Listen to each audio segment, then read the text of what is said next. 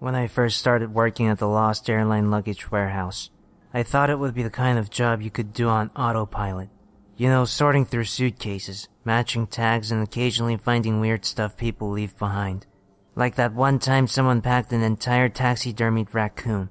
But after a few months, the novelty wore off, and it became just rows and rows of unclaimed baggage, waiting for someone who was never going to show up. The place is massive, like a graveyard for forgotten lives. We hold on to bags for 90 days. If no one claims them, the contents are auctioned off, and the cycle starts over.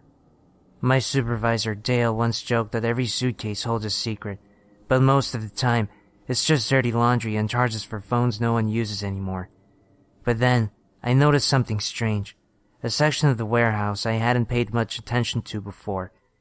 It was tucked in the back, past the rows of unclaimed bags. The area was marked with a faded sign that just said, "Claimed." At first, I didn't think much of it. I figured they were bags people had come to collect. But the weird thing was, they were all still there. Perfectly stacked, perfectly clean. No dust, no tags, no signs of wear. And they didn't show up on the logs. One night, during inventory, I asked Dale about it. "What's the deal with the claimed bags?"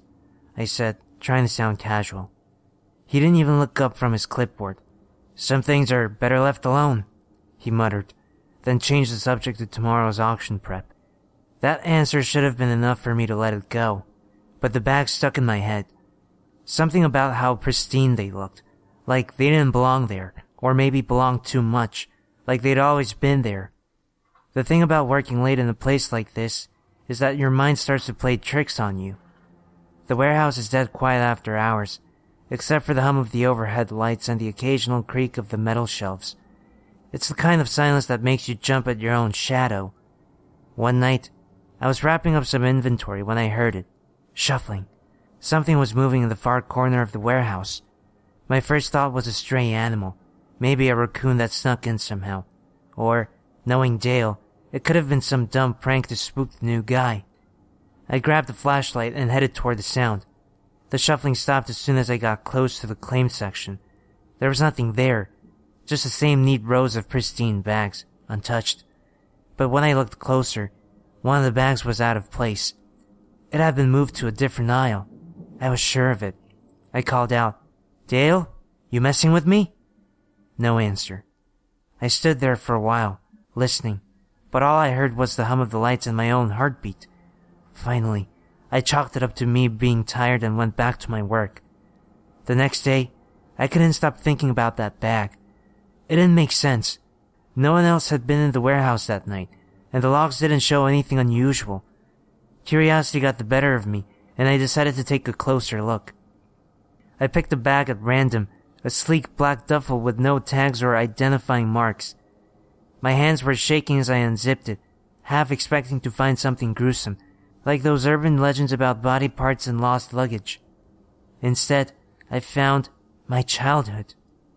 The first thing I pulled out was a tattered copy of The Hobbit, the exact same edition my dad used to read to me when I was little. The corners were bent in the same way, like someone had dog-eared the pages. Then, there was a faded red jacket, my mom's jacket. I hadn't seen it in years, but I recognized the frayed cuffs and the small ink stain on the pocket. And then, I saw the photo. It was a picture of me as a teenager, standing in front of what looked like a campfire. But the people around me, I didn't know any of them. They were smiling, leaning in like we were all best friends, but I couldn't place a single face. What really got me, though, was the photo itself. It wasn't just old. It looked wrong. The edges were warped, like the image had been stretched too far, and the sky in the background was a sickly shade of green. I zipped the bag up and shoved it back on the shelf, my heart pounding. Maybe it was some kind of elaborate joke. Maybe someone had found my stuff online or dug through old records to mess with me. But deep down, I knew better. I should have let it go. I should have zipped that bag up and walked away for good. But when you see pieces of your own life staring back at you, things you can't explain, you can't just ignore it. At least I couldn't. The next night, I stayed late again. I told myself I was finishing inventory, but really, I couldn't stop thinking about that bag. I needed to see if what I found was still inside. Maybe I had imagined it. Maybe someone was screwing with me. But when I opened it, the contents had changed. It wasn't the book or the jacket anymore. This time, there was a watch, my watch. The one I'd lost 3 years ago on a camping trip. Next to it was a folded up piece of paper, and when I opened it, I nearly dropped it. It was a note, written in my handwriting. "You're almost there. Keep looking." But I didn't remember writing it. And then there was a toy plane. It was identical to one I used as a kid, right down to the chipped wing and the faded blue paint. It could have been coincidence. It just couldn't. I zipped the bag back up, my hands shaking, and shoved it back on the shelf. For the rest of the night, I tried to act normal, but my head was spinning. What the hell was happening? Who could have put those things in there, and why? The next day, things got weirder. Dale was jumpy, more than usual. He barely looked at me when I clocked in, and at one point, I caught him on the phone. He was pacing near the break room, muttering under his breath, but I swear I heard him say, "Another one's getting close." When he noticed me, he hung up fast and walked off, pretending like nothing had happened. Other people started noticing things too. A couple of the guys joked about hearing whispers when they passed the claims section. One of them, Chris, said it sounded like someone calling his name, but he laughed it off. "This place is creepy as hell at night, man," he said, shaking his head. "I'm not gonna near that corner again." And then the dream started. The first one wasn't bad, just strange. I was sitting at a dinner table with a family that felt familiar, like I should have known them, but I didn't. They were laughing, talking, passing dishes around. It was warm, comfortable, but when I woke up, I couldn't shake the feeling that something was wrong. I don't have a family like that. I never have. The next dream was worse. I was standing in the church, wearing a tuxedo, holding someone's hand, a bride. I couldn't see her face, but I knew. I knew I was supposed to know her. My heart was racing, not from fear, but from something else, like longing or regret. When I woke up, I felt this crushing emptiness, like I'd lost something I never even had. Every night, it was something new. A birthday party I'd never been to, a road trip I never took, a life that didn't belong to me, but somehow felt like it did. It was like the bag wasn't just holding objects, it was holding memories, pieces of a life that I was starting to think might have been mine, or could have been mine. I couldn't stop thinking about it. I couldn't stop going back. It was around midnight when I was finally alone, and I decided to investigate anything that could tell me what was going on. I only had enough access in the computers to check data on the main luggage we sorted. Dale was a stand-up guy, but not the smartest when it came to technology, so getting into his account was easy. His password was on a sticky note under the monitor. The claims section wasn't in any of the official documentation. It was like it didn't exist. The first thing I noticed was how sparse the records were. There were no flight numbers, no names of passengers, no airports of origin, just dates and vague location tags. But then I scrolled further back, and my stomach dropped. The logs listed names of people, former employees, frequent travelers, even a couple warehouse delivery drivers. Each name was flagged as unaccounted for, missing. The timestamps in the logs didn't make sense either. They showed dates, weeks, sometimes months, after these people had supposedly vanished, like the system was still tracking them, even though they were gone. I didn't sleep that night. Every sound in my apartment made me jump, and every shadow felt like it was creeping closer. By the next morning, I knew I couldn't keep this to myself. I cornered Dale during lunch, catching him off guard as he stood by the vending machines. "Dale, what's going on with the claimed bags?" I asked, keeping my voice low. His expression shifted instantly. It wasn't just fear, it was resignation, like he'd been waiting for this. "You've been poking around too much," he muttered, glancing nervously toward the security cameras. "Why are their names tied to the bags? People who went missing. What the hell is this place?" I demanded. Dale sighed, his shoulders slumping. "You weren't supposed to dig this deep. Look, those bags, they're not normal. They don't belong to any airline, any traveler. They don't belong to people who've been taken." "Taken by who?" "Not who, what," he said, his voice dropping to a whisper. "Those bags are like anchors. They're tied to something else, somewhere else. When you open one, you're inviting it in. It starts pulling pieces of you, rewriting things. The more you interact, the harder it is to stay here. Eventually, you just go. I stared at him, trying to process what he was saying. It sounded insane, but every strange thing I'd seen in that warehouse suddenly felt like a puzzle snapping into place. "Why didn't you warn me?" I asked, my voice shaking. "I tried," he said, "but curiosity always wins. It's why they keep sending people like us to work here. People who need the job but won't be missed if something happens. Now, you're in too deep. Whatever's in those bags, it's noticed you." That night, when I walked into the warehouse for my shift, the first thing I saw was a new bag in the claimed section. It wasn't there before. It was smaller than the others, almost like a carry-on. My name was printed on the tag. I froze, my stomach twisting into knots. The bag was locked, but as I stood there, I heard it, faint tapping from inside, like someone was knocking to get out. I knew I was in over my head, but by this point, the bag with my name on it was all I could think about. It wasn't just curiosity anymore. It felt like a compulsion, a pull I couldn't ignore. That night, I waited until the warehouse was empty and the cameras were angled away. My hands were shaking when I unzipped it. Inside, there was no clothing or trinkets, no personal items, just a shimmering mirror-like surface. It was unnatural, almost liquid but solid at the same time. I leaned closer, and my reflection stared back at me, except it wasn't quite right. My face looked older, tired. The scar on my chin from middle school wasn't there. Before I could process it, the surface rippled, and I felt myself being pulled forward. I tried to step back, but my legs wouldn't move.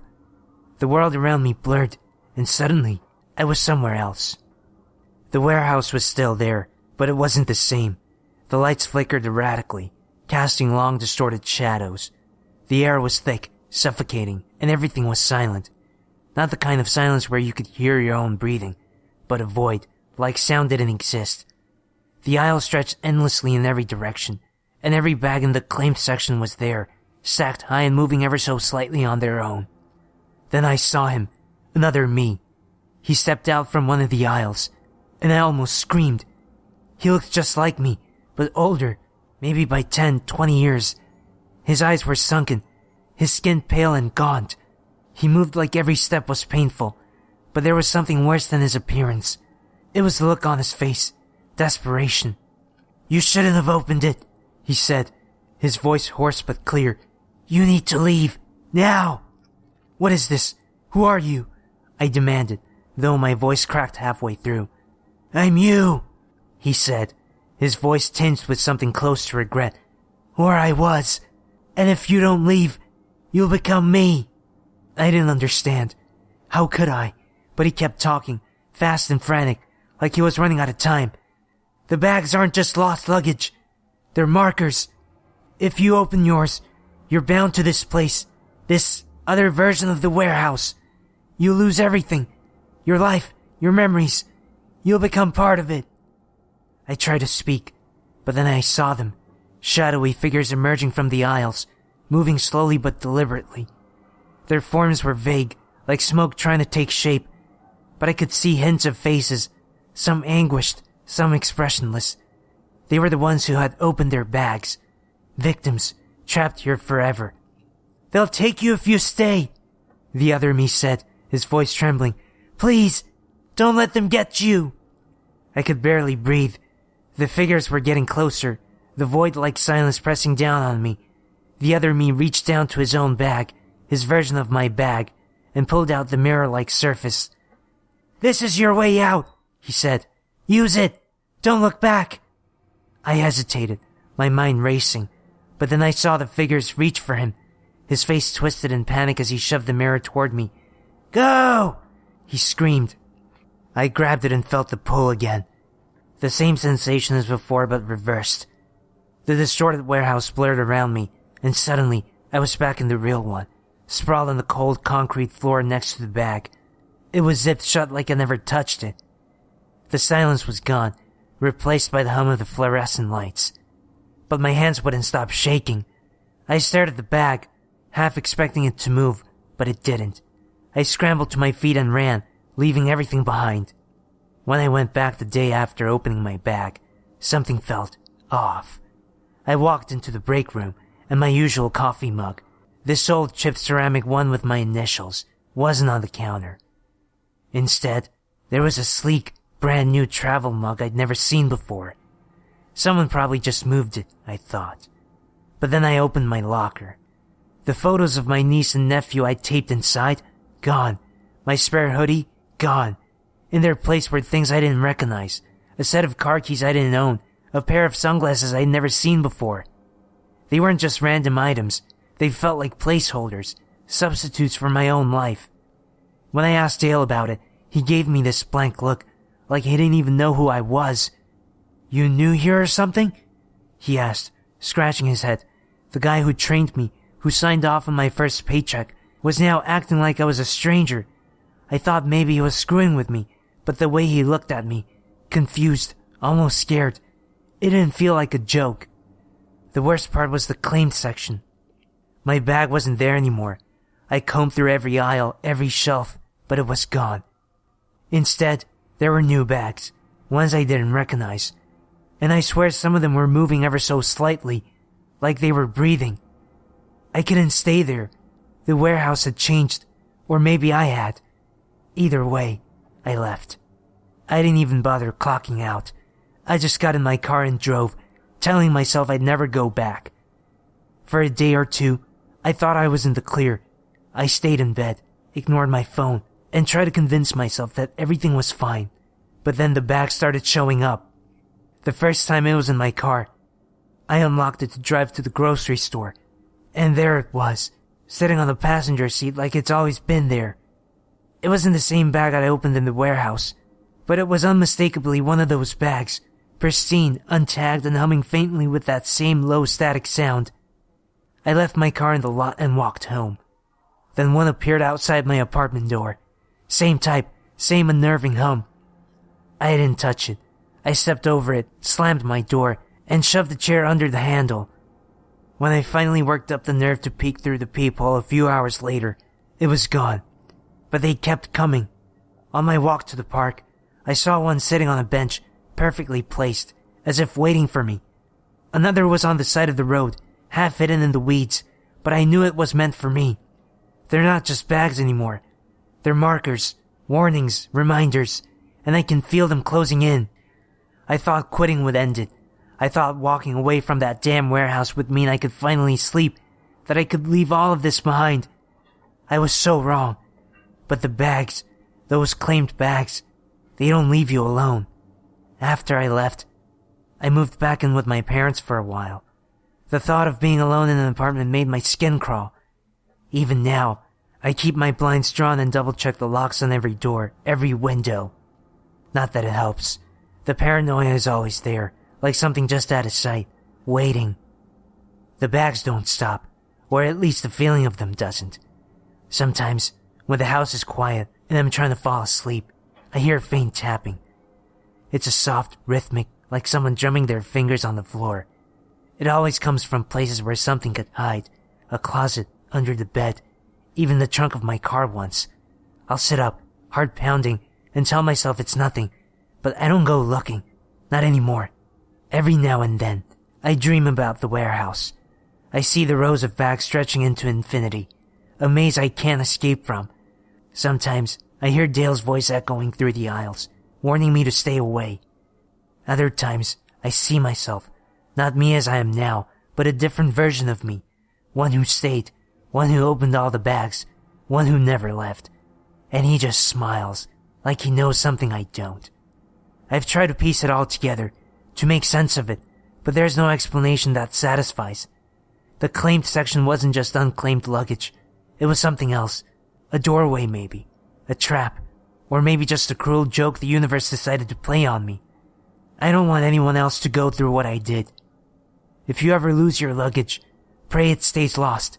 Because if you see your name on a bag that isn't yours, don't open it. Not even once.